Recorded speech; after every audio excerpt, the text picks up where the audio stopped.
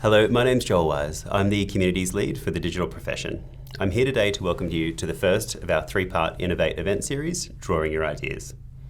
Storytelling isn't new, but in our complex world, digital technology has enabled us to share our stories and connect with others. They help us to see through the eyes of other people and their experiences.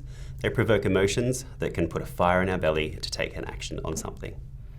Whether you're designing policy, products, delivering services, or leading people, stories can create empathy for the people you are designing for, help us identify risks and opportunities, and include different perspectives that even just simply understand others.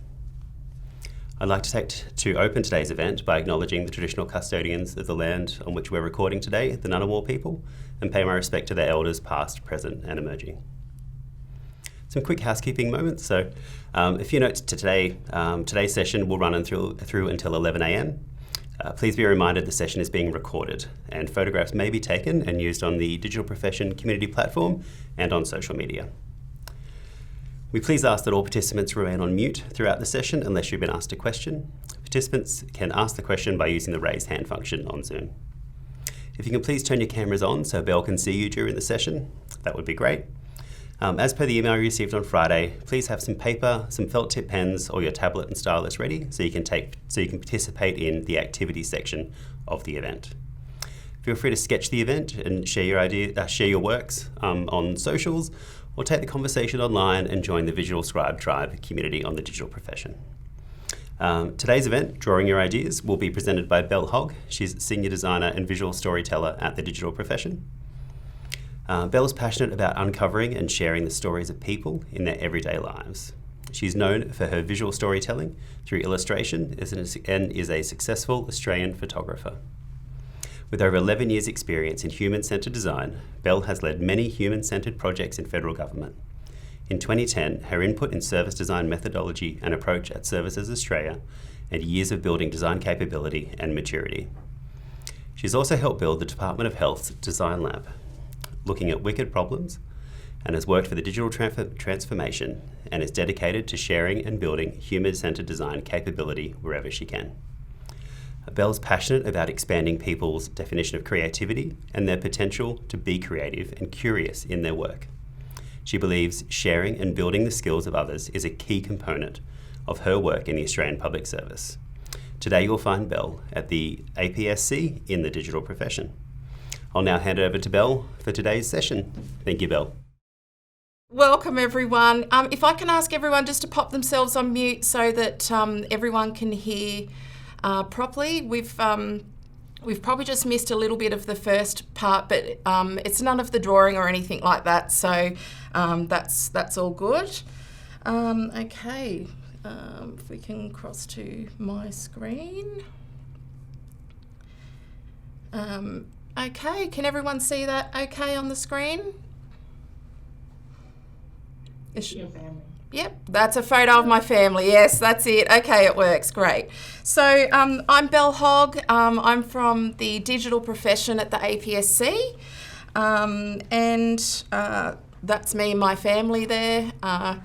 I absolutely love storytelling. I'm passionate about it, and of course I love drawing, and anyone that knows me, and I can see a few familiar faces on the screen today, which is fantastic, knows that I am very into teaching and learning more and more about drawing. So thank you so much for coming today. Really, really appreciate it.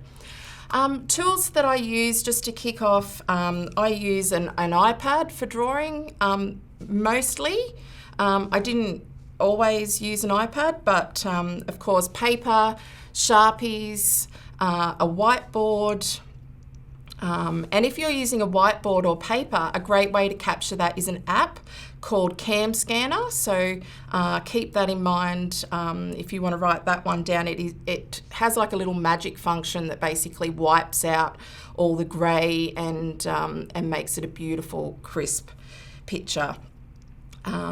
Okay, and on my iPad I use an application called Procreate. Yes, you heard that right. And I use a stylus, of course. Now feel free to put yourself on your video on, because I always love to see people and know that there's someone out there working with me, so that would be awesome. Okay, and I'm going to be switching a little bit back and forward between pictures and drawing on my iPad. So in our jobs, we need to read and write, and so mostly we have literacy ability, right? But in society in general, we're also really good at reading visually. So, you know, things like stop signs or where the toilets are, those kind of things, we're generally pretty good at reading those. But not everyone's so great at writing visually. So I would say more so everyone can write visually, but it's more about that confidence level, so having the confidence to do that. But it doesn't have to be complicated. So that's what I want you to take away from today, that when you want to communicate ideas, processes, anything like that to get a conversation going, you can use some basic visuals, which I call becoming visually literate. And of course, this is not new. So explaining ideas and you know, concepts, gathering bits and pieces together, whether you're a researcher or whatever job you do. Scientists and inventors, of course, I would say are amongst some of the best doodlers that have ever been. So don't be thinking doodling is a simple type of thing. Okay, so today, I'm hoping to give you some tools and tips to become more confident in that visual literacy and start sharing some of your stories and your ideas. And think of this as learning another language. So practicing is absolutely key. I practice daily. So, and I often hear from people, I just don't really find ways in my work to practice, but everything we do has usually something that is about recording information, gathering information, sharing something. So, you know, don't be shy in sending your next email as something that you've sketched out really quick. So there's 6 areas that I'm going to focus on today. So we're looking at things like chunks or nodes. So that's chunks of information, structure or layout, visual vocabulary, focus and perspective, and the different elements involved with being visually literate as well. And also, what's some of those tips for guiding people's eyes to the right place that you want them to go to? So visual vocabulary, it's basically a mix of shapes and lines, which looks a little like this, what you can see on the screen. And pretty much you can make up a picture, a drawing, using these combinations.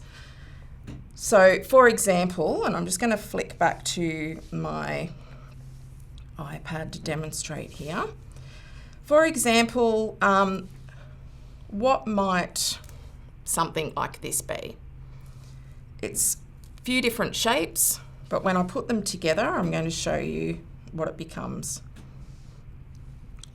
So I've got 2 triangles. Actually, I've done that upside down. So I've got 2 triangles. I've got a circle, and you can probably already tell where this is going. I've got a line, another circle, the little curvy bit, and this round shape here. So I've just created a bike. It's enough to say that it's a bike. Hopefully you got that was a bike. That is enough to say that's a bike. Of course, we all know there's spokes and there's all these other bits to a bike, but that's enough for you to know that that's a bike. So that's just an example of the visual vocabulary.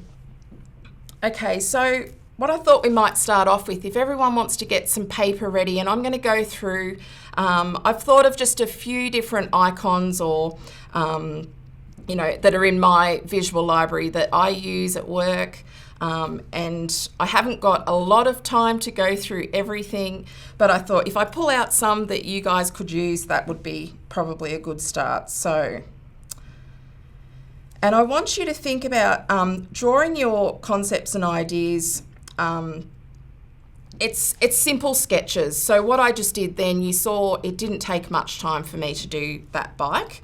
So think of Pictionary when you're drawing things first up. You got to do it quick. You got to do it before that egg timer runs out, like 1 minute, and that's it. So I want you to always be thinking about that. It's actually enough to convey an idea usually.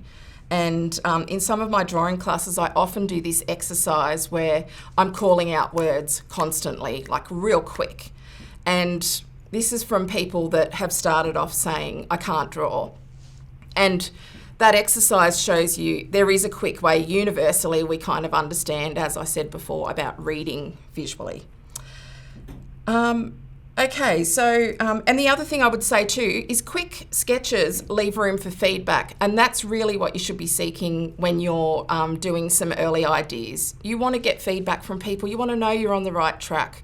You don't want to create this beautiful, well thought out solution and then all of a sudden someone goes, that's not going to work, or the people that use that service or product, just, it's not for them at all.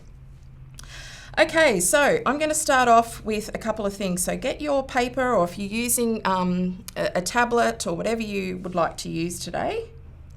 And we're going to start off with prototype. So for prototype, I tend to do a paper aeroplane, which is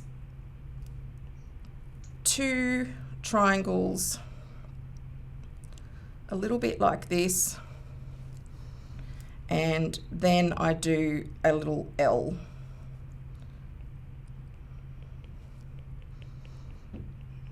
And I generally use that one for prototype, and if you want it to be flying, you can add some little doovie whackers, whatever you want to call them, dashes, that's what they're called.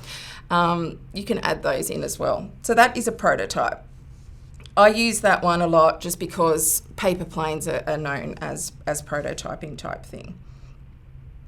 Okay, so the next one I'm going to show you is a phone, because we often talk about digital products or an app or that type of thing. A phone is simply a rectangle. Depending on what kind of phone you've got, you can have a look at your phone and draw it, but pretty much it's enough to do something like that. And if you wanted to, you could also add in some little boxes, and that's probably enough to tell someone this is a phone and there's some apps on it. And if you wanted to draw attention to the apps, you could say something like this and write your information about the phone. If you wanted that phone, say someone was holding that phone and you wanted it to be ringing, it's as simple as adding a little bit of feeling in by doing some little curves there to the side. So that is a phone. Now hopefully I'm not going too fast here.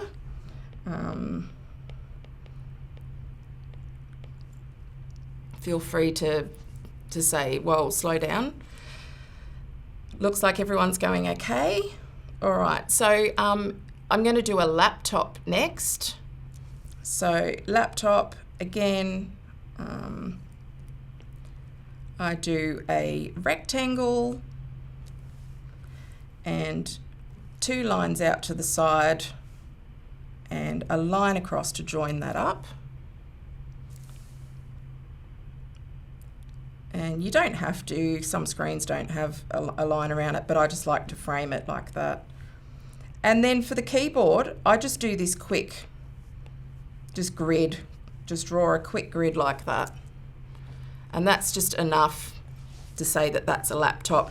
And then of course, if you were wanting to draw an idea that had to do with a laptop, you of course could put your info in the box. You can fill that, you could use that as a frame as well, which we'll talk about shortly. and you can use that to put some information in. So that's a laptop, and the next one is just your good old-fashioned email. So I usually do a rectangle and I add in a triangle, so it's going to be an envelope, line here and here, and I usually just put the @ symbol there for email.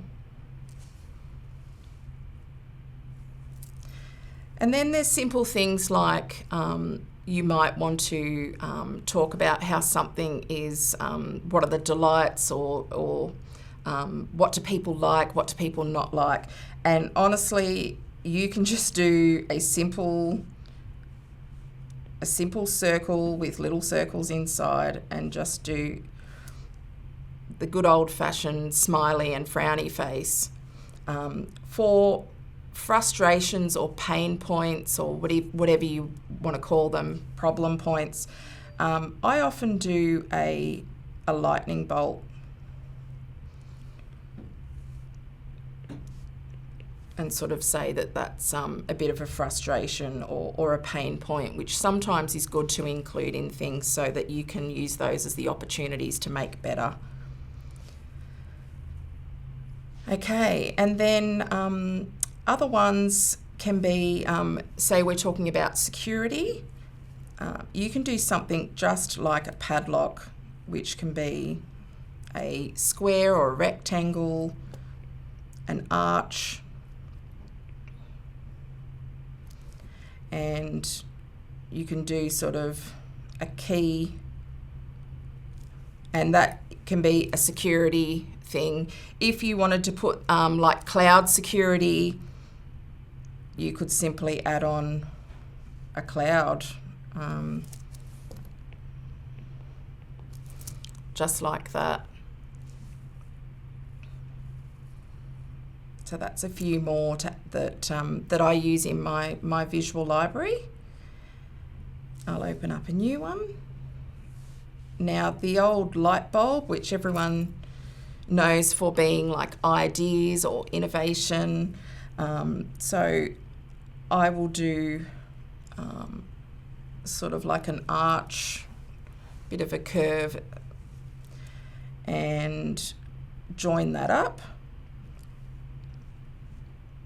And then I put a rectangle on the bottom of it. And then I just put some lines through and some little squares on the bottom of that. And then for the light bit inside, I just do these three little curves and come back down. And usually, like if that's a bright idea, again, I add these little lines on, like a bling bling type of lines to them. And so that's our idea.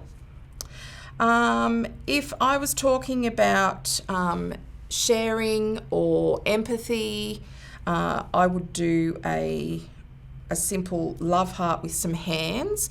Again, hands are a bit tricky and they're a little bit scary at times, but we've got them, so you can always look at them to see, you know, how they go. But I just do a simple 2 lines, and 1, 2, 3, 4, 5. 1, 2, 3, 4, 5. And that can just be sharing, caring, empathy, and so you can use those as well. Something like a break, or I use to do a cuppa, is just a curve, an arc, or a U with a oval on top, and then a handle. That's enough to say that that is a cup or a mug. And then if I wanted to add an element to it, a feeling element like the light bulb I just did, you can just do some simple lines up to say that that's a hot cuppa. And I know that probably sounds like something, oh yeah, that's not really something I use at work, but I actually visualise agendas, so it is something that I use. I tend to have that for like the break part. There's going to be, you know, this break to have a cup of tea. Okay, and I'll open up a new one. And so something like growth, there's a couple of ways you could do that. A simple graph type thing. So again, just 2 lines or like an L and some lines going up with an arrow on the end. That's something that can tell people about growth. Or of course, you can also do a simple seedling growing as well, which always is about growth as well. So that's those 2.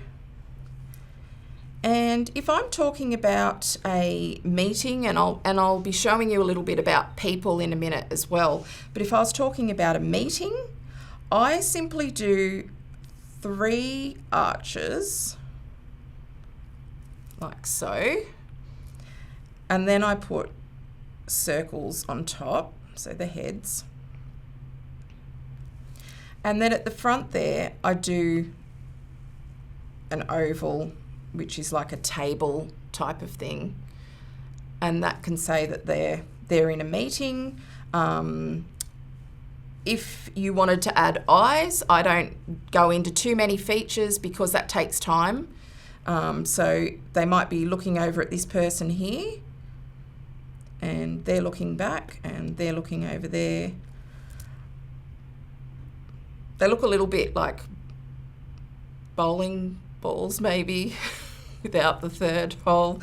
But that's enough to say they're all kind of looking at each other and they're engaged in this meeting. And you can add different elements like an arm that's crazy long right there. And yeah, it can be, oh yeah, that's great. We're pointing to that. So that can be a meeting type of thing. If let's say they were in a workshop, I'm just going to take their eyes off. Hold on one sec. And then you might just take out that that table, and you could just draw in sort of a wall in the background, and it might be, you know, pointing to some post-it notes. And post-it notes, I tend to do a square with this little triangle bit, like they're folded over, and that could be enough to say that they're in a workshop. So very simple, quick drawings, icons that you can use in your visual library to bring your ideas to life. Another one, say you were doing goals, you might just do a sort of like a bullseye, but it's just a bunch of circles, and you could have an arrow pointing into the center. And I just put like three sticks on there. So that could be, you know, we have some goals or we have a target to reach, that type of thing. And something like a celebration or an award or high achievers or that type of thing. You can do an arc again, and then just put a stick on it. Could also double up as a wine glass, actually, couldn't it? And then a rectangle on the bottom. You could even write in there if you wanted to. You could use that like a frame to write someone's name or you know, best and fairest, whatever you wanted to put. And then I just put these little swirly handles on and add some lines on top. And so that's like a little trophy. So that's a few different icons, and I keep building on these. And if you're ever lost for visualizing something like some sort of icon, just Google it. So just go on and Google whatever the word is, and icon on the end or symbol on the end, and a bunch of universal pictures will come up that will make sense, and you can borrow those. Okay, so the next part we're going to, if you wanted to get a fresh bit of paper or whatever you're using there, and we're going to do some basic people. So I'm just going to open up a new one. I've run out. I'll just take that off. Now I hope you're all enjoying this and get something out of today. It's certainly something that I've found very useful in my career to date. Okay, so we're going to do some basic people. And so I'll start with the very basic arc, close that off, circle. That is enough quite often to say this is a person or a user or a customer type of thing. If you wanted to add eyes, that's okay. You can just add two little dots, but you really don't. You don't need to, that's enough. If you wanted to go a little bit more than that and have sort of, you know, they're doing something or have body parts, you can do the same kind of thing. So you've got your arc there with the circle on top. And I just do 2 lines. And depending on, are they facing a direction, if they're facing straight ahead, I just do a little line out to the side.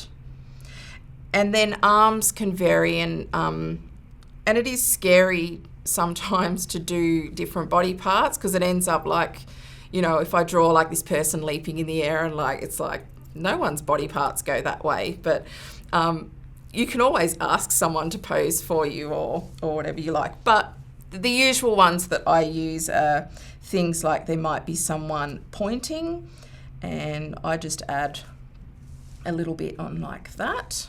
And I often put hands on hips is another one as well. Otherwise, it could be just simply, you know, arms down or no arms at all. That's okay. If they're pointing over here, of course, I like to do those sort of eyes to the side of the head to say I'm pointing over here, and maybe they're presenting something, you know, on this screen here. And that's, you can use those ones. Other basic ones that I've learnt as well before are star people. You might have heard those ones. Pretty much just a circle and this star type thing that goes like this. You can join it up. That's also enough to say that that's a person. I don't use them much anymore, but it is one that I've learnt before in the past. And when I'm talking about a group of people, I usually do just 3 in a row, so 3 arcs in a row. And I always think 3 is enough to say a team or a group, or like what I showed you before, having a meeting type of thing.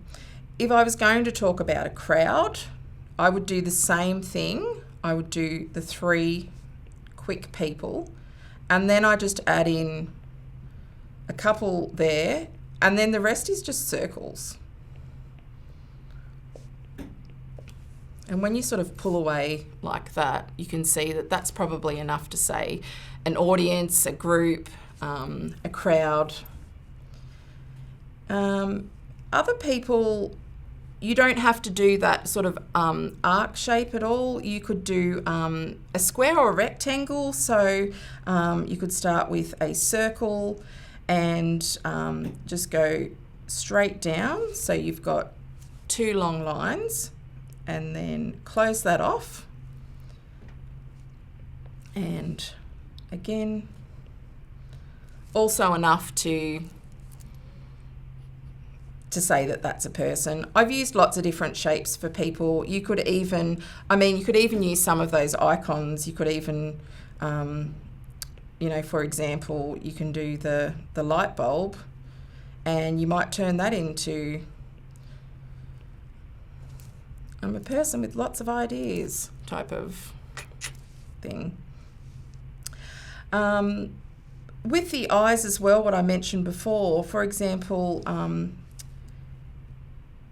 this person here, I'm just going to take those arms off for a sec to demonstrate this, but so maybe they're, I can do arms like this, and they're holding their phone, and so I'll put their eyes down here. So that's sort of enough to say I'm looking down. And again, you can see it's super quick, takes no time at all. And just practice to sort of make that a part of your muscle memory, to just keep doing it. Okay, so then what I can do is add some feelings. And you can use the same person. It's actually incredible just by adding a few little bits and pieces, how you can give someone some feelings. So let's just say I've got these people, and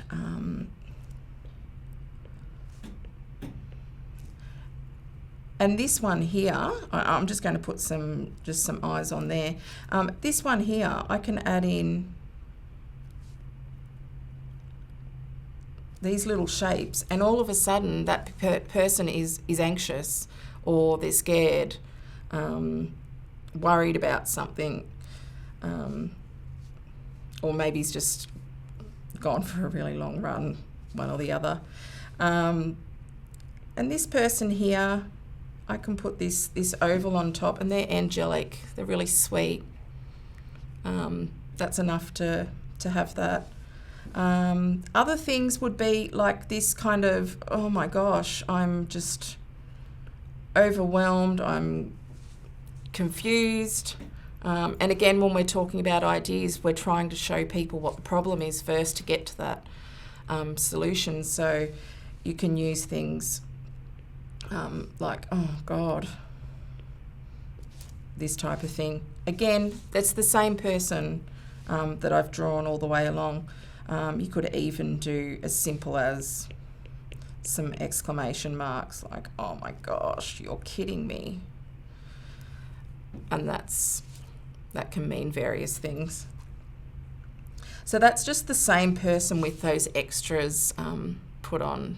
So I hope you can use those. And then the other element that you can add to those is, what are they saying? So speech bubbles can always be used to add in something extra to your ideas as well. So don't think, and by no means do I ever really do just visual. I love writing, and I use writing all the time with my drawings, just to kind of get them together and bring things to life. So this person here, they're probably not talking actually because they're holding their phone, but you could do something like a thought bubble or thought cloud, and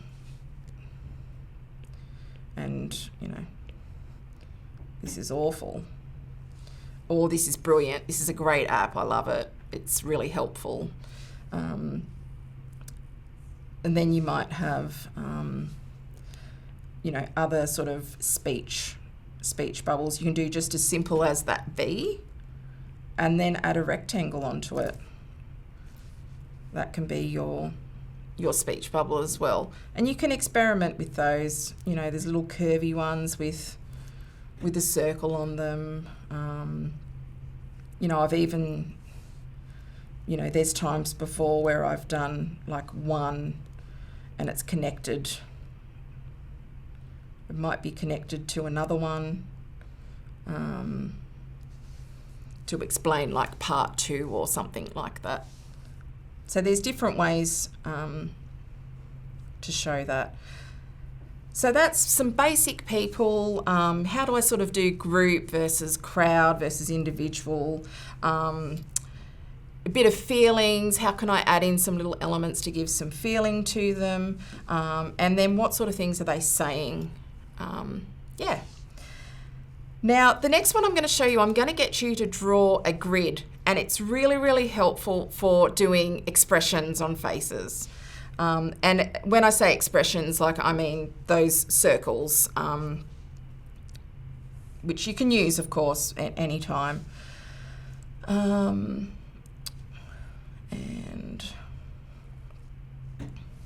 all right, so what we're going to do is just going to draw 1, 2, 3, 4.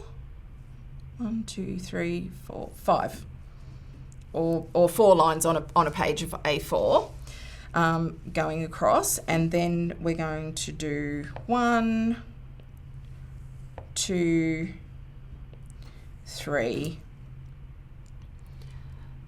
So I'll get you to draw that grid, and then we're going to add some eyebrows and mouths. And the reason I'm doing this is it's actually quite interesting how eyebrows and what someone's doing with their eyebrows or their mouth can make the difference in the expressions on these faces. So once you've drawn that grid up, the top is going to be eyebrows, and I just want you to do so 2 arcs, 2 dashes going either side, and then the opposite, so coming in where those ones were going out, and then 2 dashes side by side.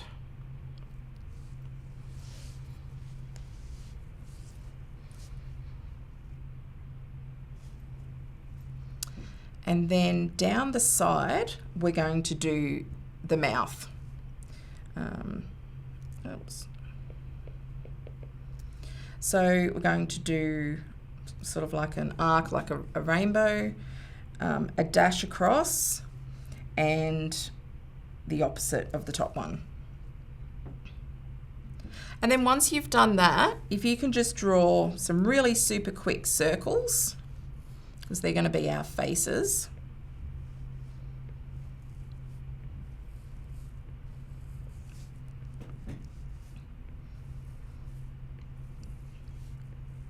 Just like that.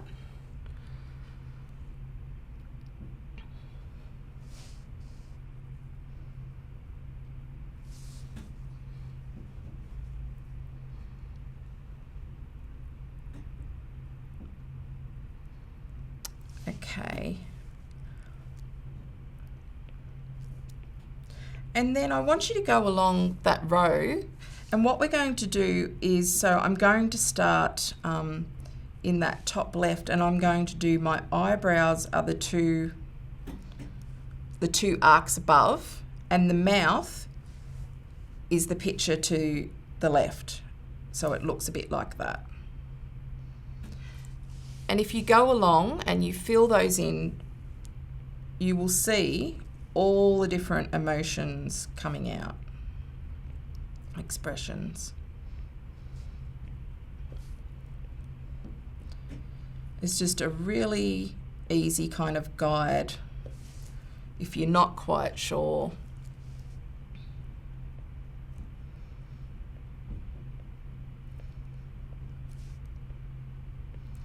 And so if you go along, put all those in.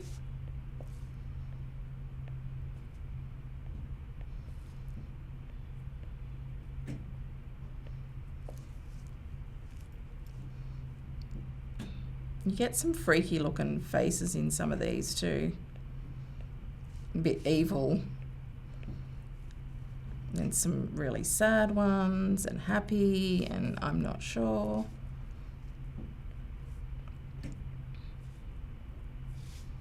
Oh, that one's terribly evil.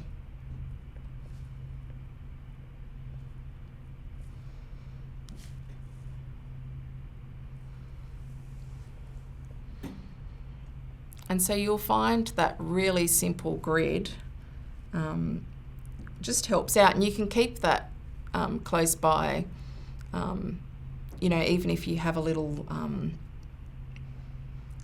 sort of art book or a diary or something where you can keep that, and you can keep building on things, and you can add those faces to those simple people that I just showed as well. So that's just a really easy tool for you to put expressions on. Now I'm going to have to keep going. I'm just going to switch back to here. And okay. So the next part that I'm talking about is this sort of chunks and nodes. Sounds very interesting. So I want you to think of a box or a frame, and you had to fill that with words.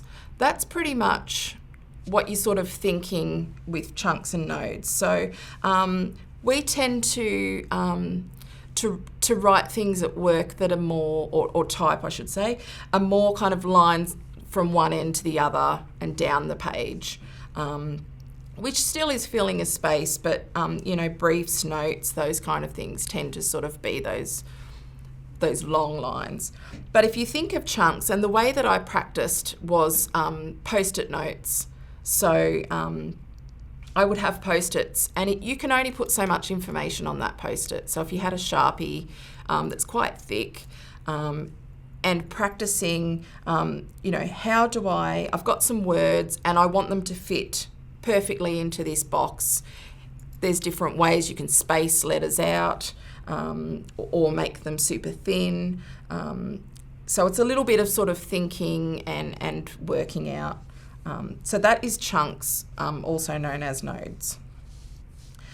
And here are some simple layouts. So you want to be thinking about a mix of images, so some of your sketches, text, and some of the components that I'm going to be showing you in a sec. So if you're thinking about when, you know, I want to put something on a page, I want to show something to someone, think about what's sort of an easy layout that would help people. So that is one component. Okay. So we're going to stop there for a sec, and I'm going to get you to do an exercise now. And it's practicing some of those things that I've shown you. So I want you to think about sort of, switched onto a kangaroo. So I want you to be thinking about the chunks and structures part, and the exercise that I'm going to get you to do is a persona. So I want you to think of someone that might use your idea, or something that you're working on at work at the moment. What kind of customer, or it might be a staff member, or if you can't think of one, think of a person that you know, or a group of people that you know, and let's do a persona. So the things I want you to include in that are a picture, so a picture of the person, or any other pictures you want, the name of the person, what's their circumstances, what's their background, and this is like just some quick writing, but thinking about those kind of things I showed with like having a chunk of information. What's their location, and what's a frustration or pain point? So that's your chance to sort of use some of those visual icons as well. So if I'm going to give you just 5 minutes, and if anyone's willing to share at the end, that'd be nice, but otherwise, let's just have 5 minutes of putting together a persona using some of those things that I've just shown you.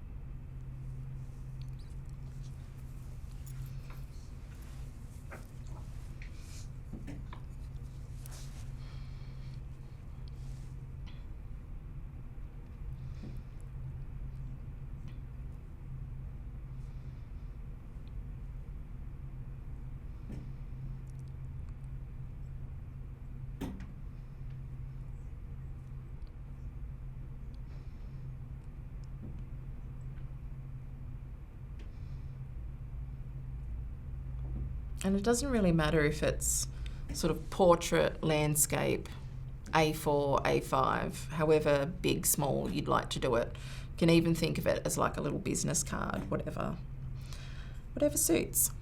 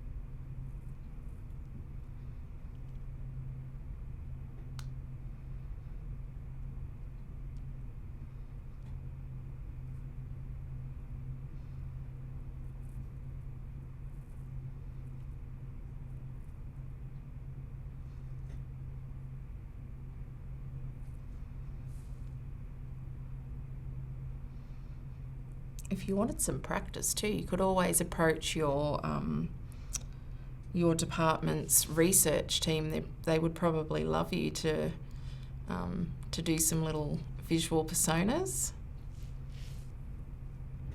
I would normally do personas, of course, based on research findings, but for today's purposes, we're just probably making them up.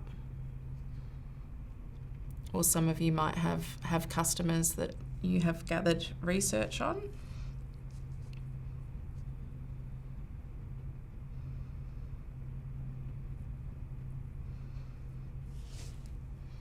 And they're actually amazing tools to have in workshops as well. I've found that sometimes I've handed them out in workshops and get a person to walk in the shoes of that persona for the workshop, and it's amazing what can come from that as well when they have to sort of think like that person.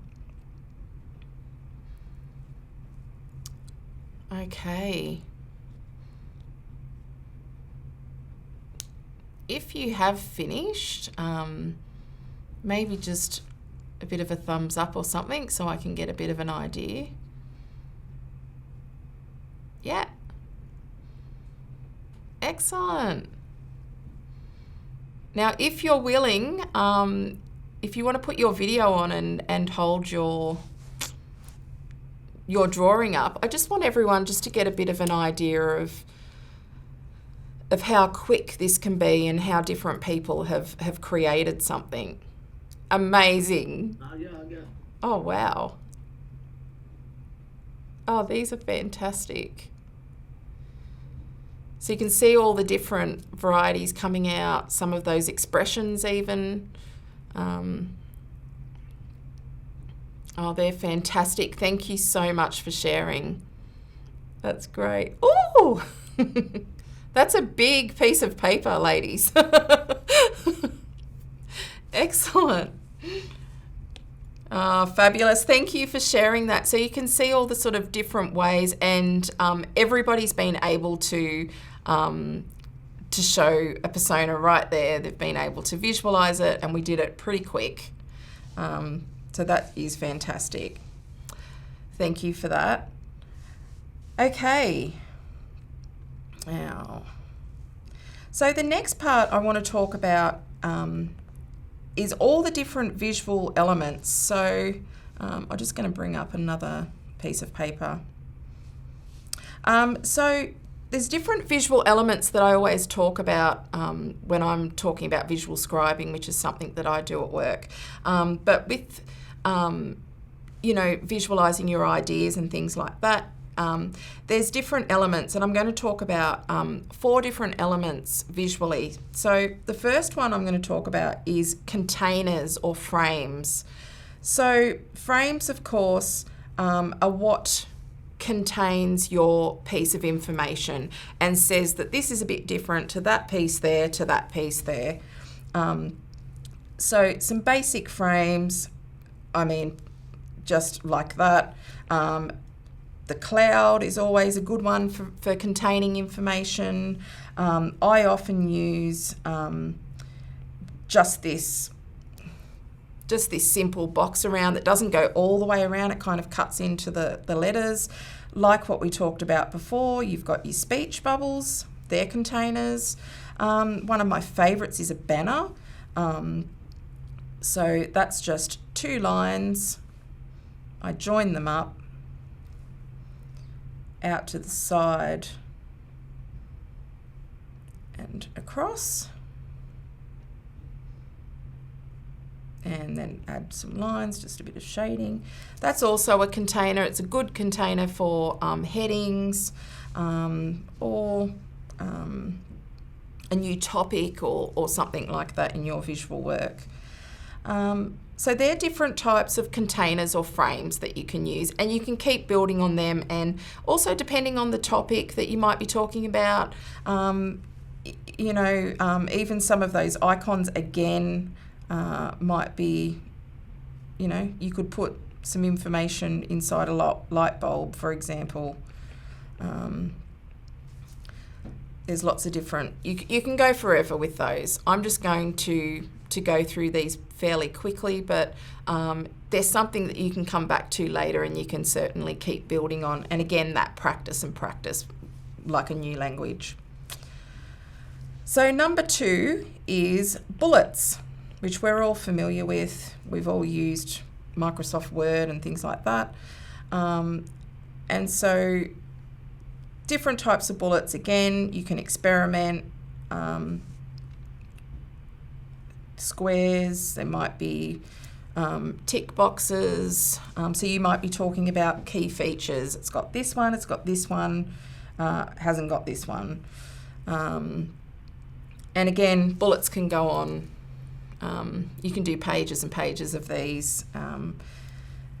So again, it's just experimenting, but you know, we like to have those key dot points, so you can try using different bullets.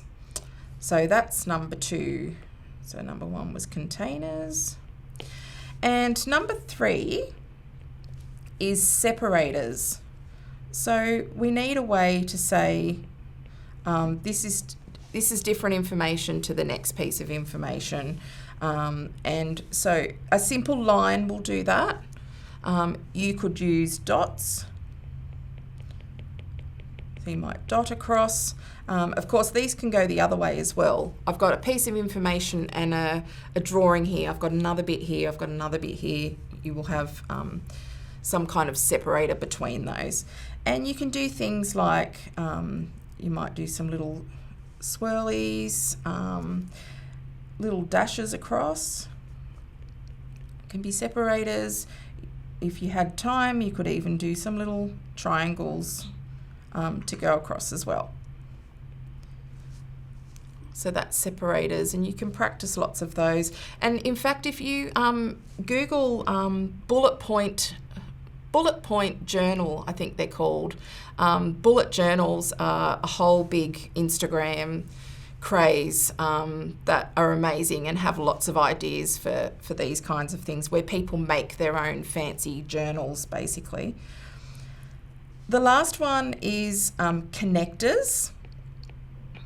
So what's going to connect one piece of information to the next? So for example, you might have a process, and we're all familiar with process flows and things like that. We have different icons or ways that we guide the eye, that this information, then you look at that next and then that next. And so a simple arrow can be okay for that. And then there's different variations of the arrow depending on what your style is for this, or where the next piece of information is to look at. Dots can also be used, or dashes. You know, like what I showed before, you might have your container and then you have some sort of like a little journey thing, and then we journey over, and at the end you're going to get blah blah blah blah blah. And so that is connectors. And so they're the visual elements.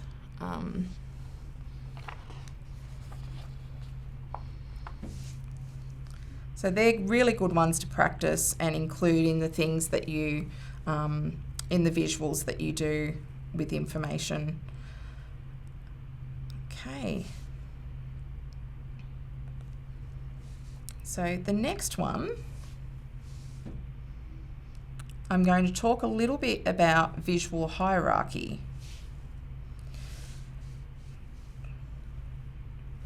So visual hierarchy is pretty much telling someone what's the important information, what's the most important, then where do I look next? What's going to sort of anchor my eye to different bits of information and emphasize things. So the kinds of things that you would want are, again, you can use the frames, but underlines, we've used them before, again, in Word and things like that. But underlines can be a simple thing that can guide our eyes to things.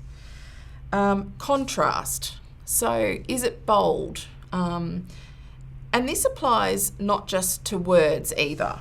So you might bold, say, those bullet points that you had, and you really wanted to emphasize bullet point number 5.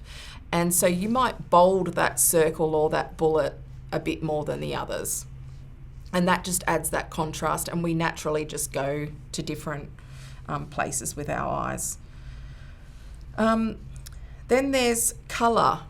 So you can always use splashes of colour to emphasise things as well. Now, whether that's in your icons or, so for example, when I drew that bike before, it didn't have spokes, and maybe I'm talking about the spokes that make that bike work. So I might draw in colour some spokes on it, and then use a connector to connect over or dot over to a piece of information which is purely about spokes or making something work. And shading is a beautiful one to use as well. I love shading. If you're working on paper, always have not just your black Sharpie, but a beautiful, there's like gorgeous grey brush markers that you can get, or yellow, or you can choose what one works for you, but you can see this light shading just adds that little element to it. I use the shading on most of my visuals that I will do in a piece. So I will have something drawn and then I'll add a little bit of shading to it, which just makes it work. So that's another one. And then you've got style. So what kind of style writing are you going to use? Is that going to make people look at different things? I use cursive really just when I'm doing like someone's spoken, like quotes and things. Then you've got sort of your serif versus sans serif, so I've added some little serifs on there. You've got your block writing. Block writing is awesome to do actually on an iPad because you can rub out, of course. But for block writing, I tend to do this technique. It just helps with sometimes you just can't get the block writing right. And so sometimes I might even just do what's called like a skeleton. So I might just write the word and then I get like my textures or whatever that's a bit thicker, and you can use that as your skeleton, and then you're pretty much adding your flesh on. And it just really helps to make those nice, neat block letters. I really wish I knew that when I was at primary school. I would have been so happy. And so that's kind of, you can do that. You could rub out the centre. Yeah. I'll go back. So your different styles, and it's really important, of course, to make it legible. You want people to be able to read it, of course. And again, that's a practice thing too. And size. So what size am I going to do? Is there information that's more important than another? If there's a big idea, I might even make the word big actually big, or draw out, when you have different themes or things like that, you might make one word a bit bigger than the other. Probably the most important thing of all of this is consistency is really important. So there's nothing more confusing than, oh my gosh, they've just used, if you think about bad menus or, bad advertising, when they've used every single typeface you can think of, they've used the whole rainbow of colours. Nothing wrong with that for certain things. And they've used every, basically, tip here possible all in one thing. So I will generally think about, okay, so what am I going to do with this? What colours should I go with? Like a bit of a palette, like I love yellow and grey a lot. What sort of icon style am I going to do? What lettering for heading? If you're thinking about like heading 1 versus heading 2, and then content and that type of thing. So consistency is really important with that. All right. And so then you've got things like focus and perspective. So they're just things to think about. And I love these two examples that I've pulled out here. Richard Heidelstead is going to be on the panel at the next event we've got, which is on this Friday. And he is a fantastic service designer with New South Wales government. And, things again, so that emphasising thing, I love this, owning the city. The little person's not quite owning the city, really, are they? So, you want to emphasise, you want to really bring that out. This person's owning the city there. They're big and they're powerful. And this one down here, he's drawn out threats as something obviously that's going to be talked about here. So he's done that by having that sort of ghostly figure, and he's done spooky kind of writing.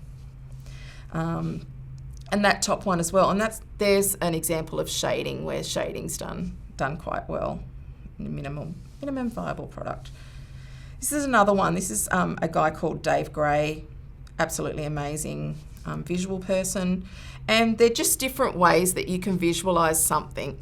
I particularly love this first line here. You can have an egg, that's before, and then after you get the chicken. But then, is there other ways of visualising that? Whether it's structure, whether it's the flow, so you might be describing the process. And so that's just another beautiful example there as well. Okay, so onto the ideas component. So earlier in my career, I worked in a government website area, and I would get a lot of complaints. So back then there didn't seem to be a place to complain, and so people would write to Webmaster. It just was the default to do. And so I was gathering all this stuff, and I just, at first it was a bit painful, like, oh my gosh, there's clearly a broken link on that page, or there's clearly an issue with how people navigate this website. And so I started gathering information. I was like, oh, hold on, I'm hearing similar things coming out here. So I sort of was collecting it a bit and going, well, I was new to government. I didn't quite know what to do with it. So I thought, I'll just go to this senior person and just vomit it all over them, basically, and say, there's been all these complaints. Everyone's complaining. I keep getting stuff. And this person said, and? Like, so what?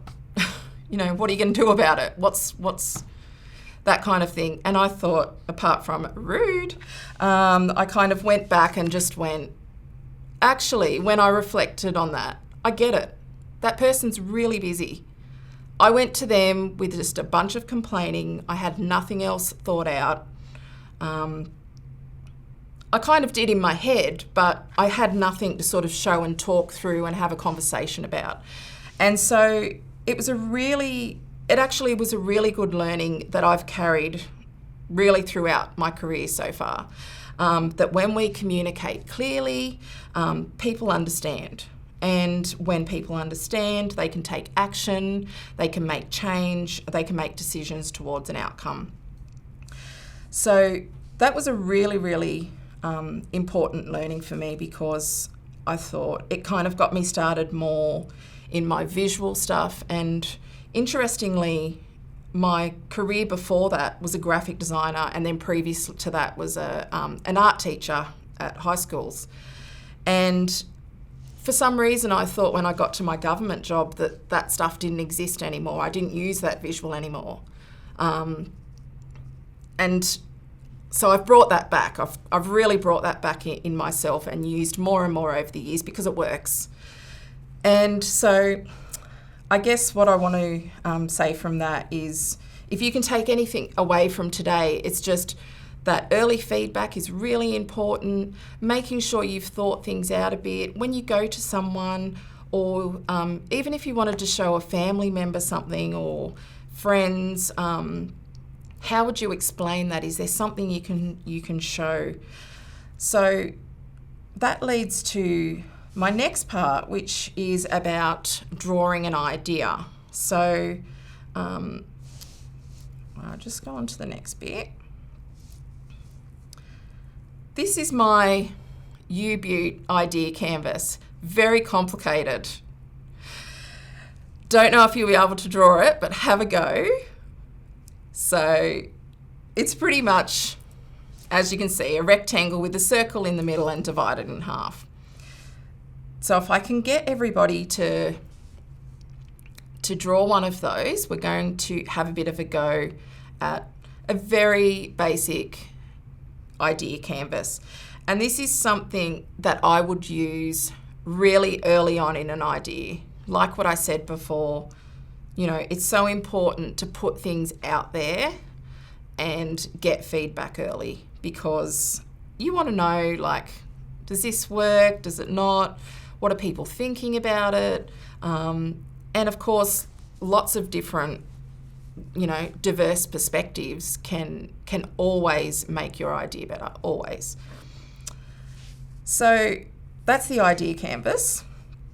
Now I'm going to tell you a little bit about it. So on the left is where we're going to visualize the problem and how people experience it. So I want you to be thinking about, maybe it's something that you're working on, or something you've been thinking about. I actually think this tool would be so good for, say, a frontline staff member. They have the most raw, real customer-facing information to be able to, like, put something together. But it is for everyone.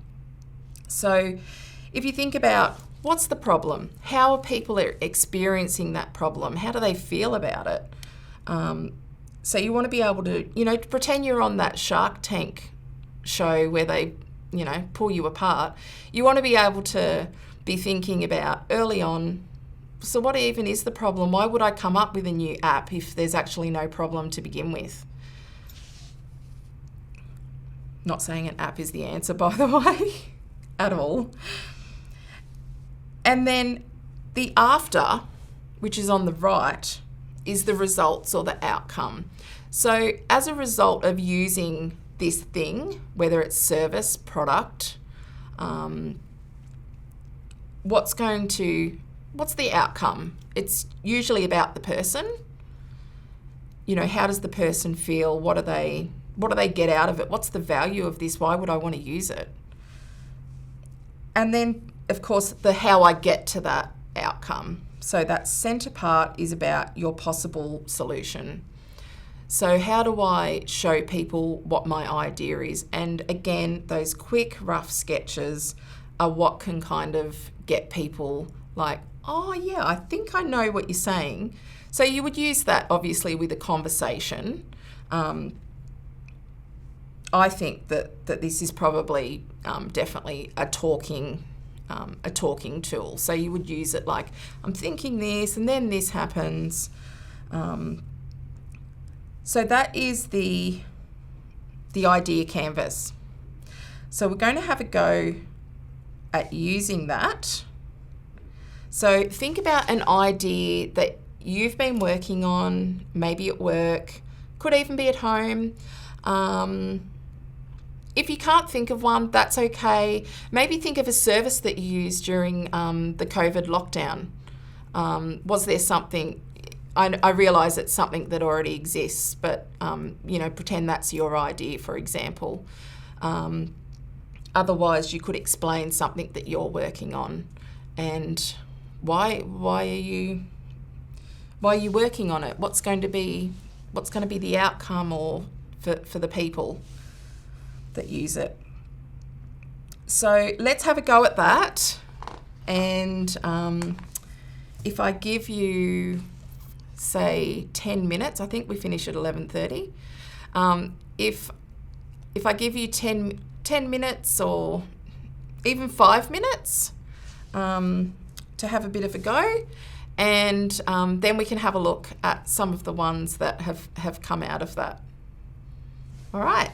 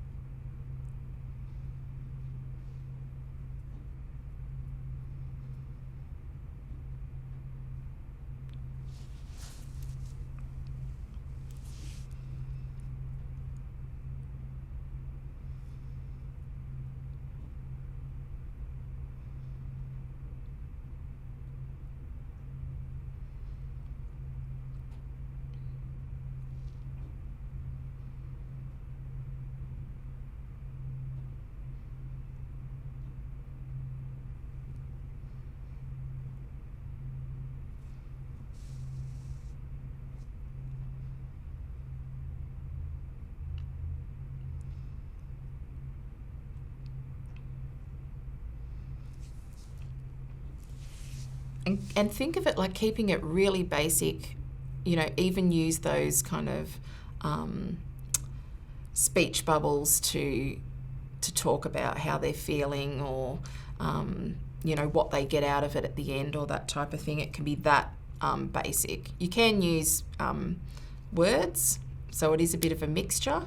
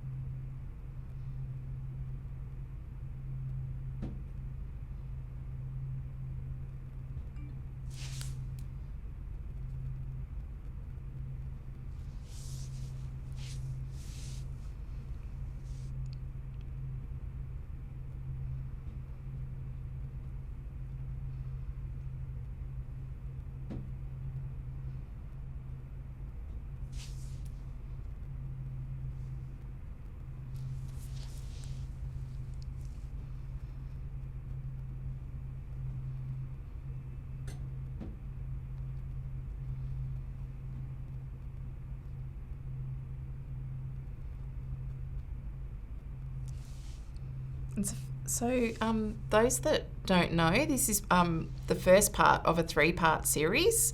So the next one is on Friday, which is a combination of a sort of a presentation that I'm going to give that's more along the lines of storytelling. And that sort of will include things like about building empathy with people. It's not just about just drawing either. It is photography, those kinds of things combined, and just along the lines of the craft of storytelling. And then we're going to have a panel conversation which will be really interesting with Libby Heisman, Bridget Metzler and Richard Heidelstead. So a variety of people working in government, and just some of their stories of how they've used storytelling really well to maybe influence or drive empathy or a variety of things. So that'll be a really interesting conversation on Friday. And then next Monday is some great sort of tools that you can use for blueprinting an idea. So comms people would probably quite like that one, but it's open to everyone, of course. But it helps you with, okay, well, I've got a few tips now and some tools for visualising, but how do I actually think out telling a story? And of course, ethics and things like that are really important. We've got to be careful about keeping true to stories, and do we have permission to do that? So that will be next Monday as well. If you haven't registered for that one, that'll be a good hands-on practical sort of one. And of course, after this, let's keep that conversation going. If you're not a member of the digital profession, I would really encourage you to join. It's got a fantastic members community on there. And one of the community spaces is called Visual Scribe, and we can continue having some conversations and questions there, or sharing. You might have tips of your own that you could share with people.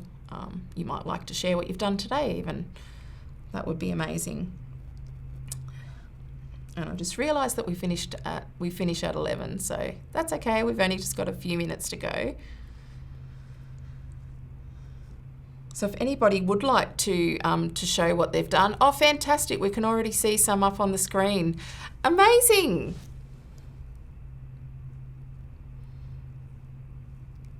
Great. Going really well.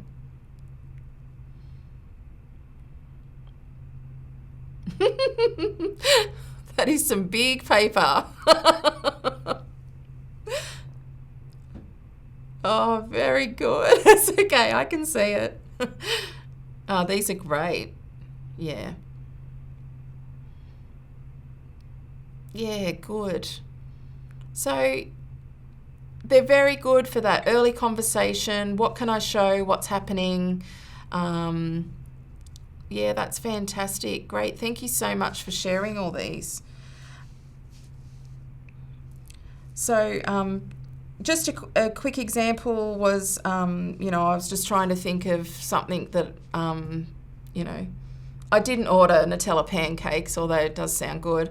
But, you know, the Uber Eats type service I used during COVID, of course. This person's got a bike and it's raining. So I was trying to show that idea of, you know, there's this thing where you can order something on your phone and then it's ding dong, someone's delivered something to me. Yeah, so that's just a simple, very simple example. It probably looks a bit fancier, but it's only because it's on the iPad and I've added all this colour into it. So that's probably all we've got time for today. So it's just, and of course that is just a really small glimpse into that visual literacy world. So like I said, practice like this is a language, practice a lot, use it where you can. There's lots of whiteboards and white walls around in government departments, so make use of them.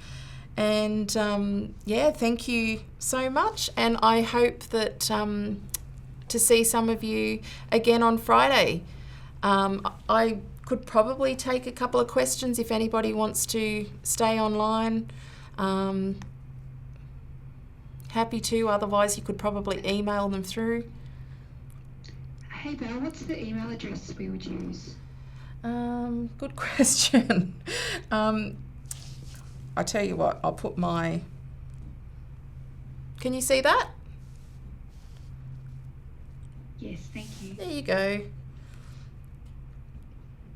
Thanks, Belle. That was great. Awesome. I'm glad you enjoyed it. Thank you so much, everybody. Yeah, Thanks, Belle. Thank you. That was fantastic. Thank you. Bye. Thank you. I loved it. Thank you. Thank you so much. Thank you.